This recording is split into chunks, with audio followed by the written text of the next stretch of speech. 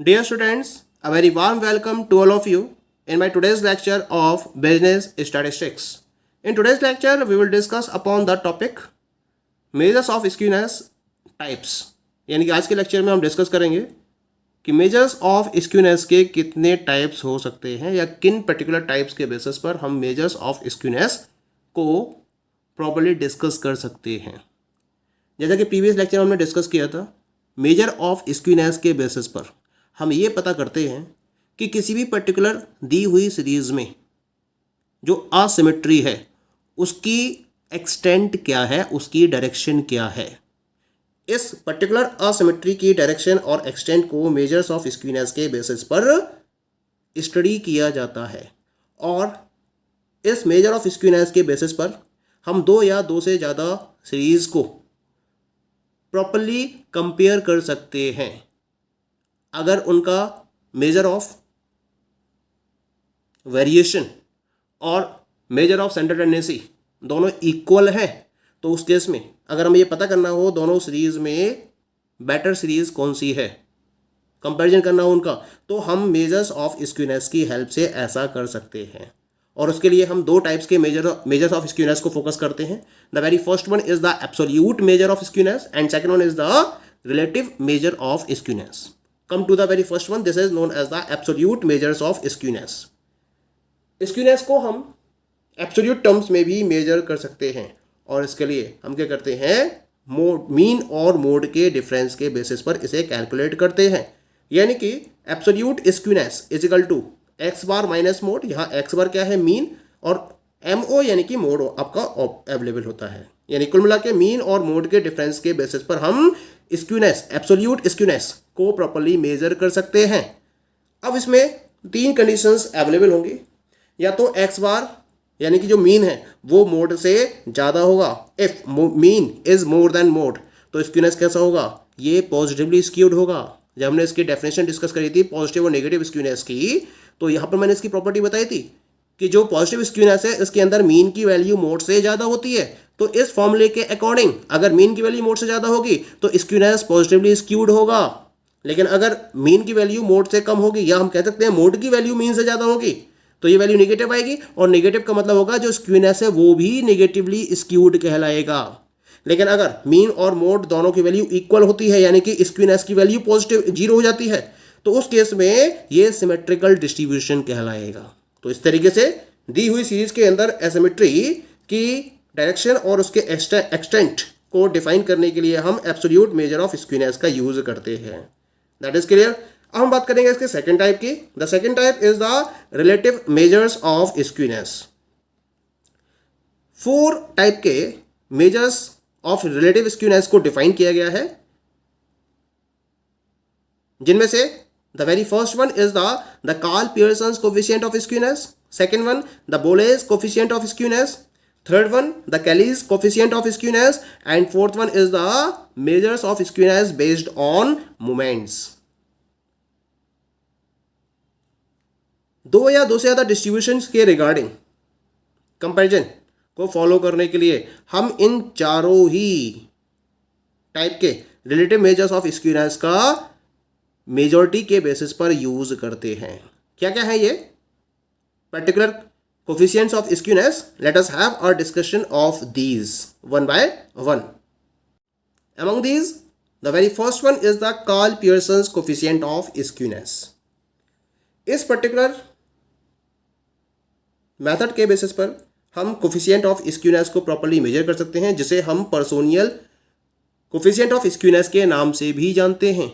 और इस particular method को एक famous British statistician Karl Pearson के द्वारा प्रोवाइड किया गया था। ये वही कार्ल पियर्सन है जिन्होंने कोफिशिएंट ऑफ कोरिलेशन के कॉन्सेप्ट को भी प्रोवाइड किया था। तो इन्होंने ही कोफिशिएंट ऑफ स्क्यूनेस के फॉर्मूले को भी प्रोवाइड किया, जिसे हम Karl Pearson's coefficient of skewness का नाम भी देते हैं। इसके according Karl Pearson's coefficient of skewness को डिटरमाइन करने के लिए मीन और मोड के डिफरेंस को स्टैंडर्ड डेविएशन से डिवाइड किया जाता है। तो फॉर्मूला बन जाता है S K P is equal to mean minus mode upon standard deviation, जहां S K P Karl Pearson's coefficient of skewness को प्रॉपर्ली रिप्रेजेंट करता है। मीन का मतलब हो गया एक्स बार, मोड का मतलब हो गया एम ओ, स्टैंडर्ड डेविएशन का मतलब हो गया सिग्मा। इसका मतलब फॉर्मूला बन गया आपका S K P is equal to x bar minus M O upon sigma. और इस फॉर्मूले के हेल्प से आप Karl Pearson's coefficient of skewness को कैलकुलेट करके दो या दो से ज़्यादा सीरीज को प्रॉपरली कंपेयर कर सकते हो। अब यहाँ पर इसको हम कन्वर्ट भी कर सकते हैं, क्योंकि हमें पता है मोड की वैल्यू क्या होती है, 3 मीडियन माइनस 2 मीन होती है। इसे हम एबव फॉर्मूले में अगर पुटअप करेंगे, इस पर्टिकुलर फॉर्मूले में पुटअप करेंगे, तो यहाँ जाएगा एक्स बार माइनस मोड की जगह लिख दोगे आप, है ना, 3 मीडियन माइनस 2 मीन, ठीक है, तो 3 एम ई माइनस 2 एक्स बार। अब इस माइनस को यहाँ ऑपरेट करोगे तो माइनस 3 एम ई और minus minus plus 2 X bar हो जाएगा ये। तो ये फॉर्मूला बन जाएगा X bar minus 3 M E plus 2 X bar, 2 X bar plus X bar 3 X bar और माइनस 3 एम ई, 3 कॉमन निकाल लोगे इसमें से, तो ये हो जाएगा 3 और ब्रैकेट में X bar minus M E upon sigma. तो इसका मतलब एक फॉर्मूला और आ गया आपके पास, that is S K P is equal to 3 bracket में X bar minus M E and upon sigma. और इस तरह से इस फॉर्मूले का यूज करते हुए भी हम Karl Pearson's coefficient of skewness को प्रॉपरली कैलकुलेट कर सकते हैं। पॉइंट क्लियर हो गया यहाँ पर, ठीक है। Theoretically the value of this coefficient varies between plus minus 3, plus minus 3 के बीच में ये वैल्यू हमेशा लाई करेगी। और इसके बेसिस पर हम दो या दो से ज्यादा सीरीज को प्रॉपरली कंपेयर करते हुए बता सकते हैं विच series is more symmetric or more asymmetric. That is clear. Now come to the next one. The second one is the Bolle's coefficient of skewness. This is an alternative measures of skewness and it was proposed by the late Professor Bolle. Bolle थे, he was one of the very famous statistician जिन्होंने इस particular major of skewness को define किया था, और इसी वजह से इनके नाम पर इसको नाम दिया गया था Bolle's coefficient of skewness. इन्होंने अपने पर्टिकुलर मेजर को क्वार्टाइल पर बेस्ड रखा था, यही क्वार्टाइल्स को फोकस करते हुए इन्होंने बोलेस कोफिशिएंट ऑफ स्क्यूनेस के रिगार्डिंग फॉर्मूला प्रोवाइड किया था। जब हम एक सिमेट्रिकल डिस्ट्रीब्यूशन की बात करते हैं और उस सिमेट्रिकल डिस्ट्रीब्यूशन में अगर हम फर्स्ट क्वार्टाइल और थर्ड क्वार्टाइल को मीडियन से कंपेयर करें, तो जो डिस्टेंस फर्स्ट क्वार्टाइल की मीडियन से होती है वही डिस्टेंस थर्ड क्वार्टाइल की मीडियन से होती है। ये सिमेट्रिकल डिस्ट्रीब्यूशन में खास बात होती है। और इसी पर्टिकुलर डिस्टेंस को बेस बनाते हुए, यानी कि फर्स्ट क्वार्टाइल का मीडियन से डिफरेंस और थर्ड क्वार्टाइल मीडियन का फर्स्ट क्वार्टाइल से डिफरेंस और थर्ड क्वार्टाइल का मीडियन से डिफरेंस, इसको बेस बनाते हुए इन्होंने अपने पर्टिकुलर कोफिशिएंट ऑफ स्क्यूनेस के रिगार्डिंग फॉर्मूला प्रोवाइड किया था। क्या फॉर्मूला है इसके regarding? The formula regarding Bowley's measure of skewness is S K B is equal to Q3 minus median minus Q1 upon Q3 minus median minus Q1। क्योंकि symmetrical होगा तो Q3 minus median और median minus Q1 का difference zero हो जाएगा, तो वहाँ S K B की वैल्यू जीरो हो जाएगी। लेकिन अगर असिमेट्रिक होगा तो ये डिफरेंस आपका या तो पॉजिटिव होगा या फिर नेगेटिव होगा। ये डिपेंड करता है कि डायरेक्शन क्या है स्क्यूनेस की। इसी वजह से Q3 माइनस मीडियन के डिफरेंस को हमने काउंट करा है मीडियन माइनस Q1 के डिफरेंस से, और फिर हमने इनको प्लस कर दिया है अगले स्टेप में। अब देखिए यहाँ पर Q3 माइनस मीडियन करोगे से, और ये माइनस प्लस Q1 हो जाएगा, और नीचे देखिए Q3 minus median minus Q1, तो मीडियन से मीडियन कट जाएगा, और माइनस मीडियन 2 मीडियन हो जाएगा, तो फॉर्मूला जाएगा Q3 plus Q1 minus 2 median upon नीचे बचेगा Q3 माइनस Q1। तो फॉर्मूला आ गया आपके पास S K B is equal to Q3 plus Q1 minus 2 median upon Q3 minus Q1। और इस तरीके से हम इस फॉर्मूले का यूज करते हुए बोलेस कोफिशिएंट ऑफ स्क्यूनेस को डिफाइन करते हुए दो या दो से ज़्यादा सीरीज को कंपेयर कर सकते हैं, उनकी सिमेट्री या फिर असिमेट्री को प्रॉपर्ली डिफाइन कर सकते हैं। इसकी जो लिमिट है वो -1 से +1 के बीच में रहती है। The Bowley's measures is limited to values between -1 and +1। That is clear. Now we move to the next and third coefficient of skewness, and this is known as the Kelly's coefficient of skewness. बोले ने quartile को base मानते हुए अपने particular coefficient of skewness के regarding formula provide किया था। उसी तरीके से कैली ने भी 10th और 90th परसेंटाइल के बेसिस पर स्क्यूनेस को मेजर करने का फॉर्मूला दिया था, और इसके साथ साथ एक और अप्रोच दी इन्होंने, फर्स्ट और 9th डेसाइल के बेसिस पर भी कोफिशिएंट ऑफ स्क्यूनेस को डिटरमाइन करने का फॉर्मूला इन्होंने प्रोवाइड किया। जिसे हम केलीज कोफिशिएंट ऑफ स्क्यूनेस के नाम से जानते हैं। तो यहाँ जो फॉर्मूला बनेगा दैट विल बी एस के, यहाँ S K Kelly's coefficient of skewness को रिप्रेजेंट कर रहा है। It will be equal to, ऊपर जो मीडियन वाला फॉर्मूला था, क्वार्टाइल वाला फॉर्मूला था, वो था Q3 प्लस Q1। यहाँ हम लेके चलेंगे P10 प्लस P90, क्योंकि एक्सट्रीम पॉइंट्स क्या होंगे इसके रिगार्डिंग, P10 और P90। तो P10 plus P90 minus 2 median upon P90 minus P10, ये तो हो जाएगा परसेंटाइल के बेसिस पर केलीज कोफिशिएंट ऑफ स्क्यूनेस का फॉर्मूला।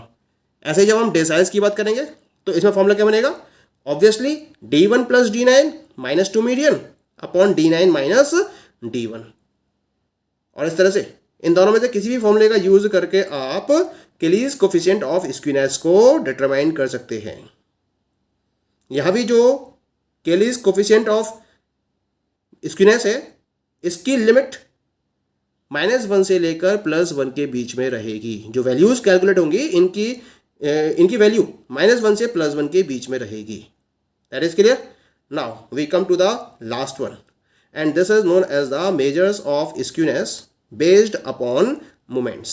मोमेंट्स के बेसिस पर भी हम स्क्यूनेस को प्रॉपरली मेजर कर सकते हैं।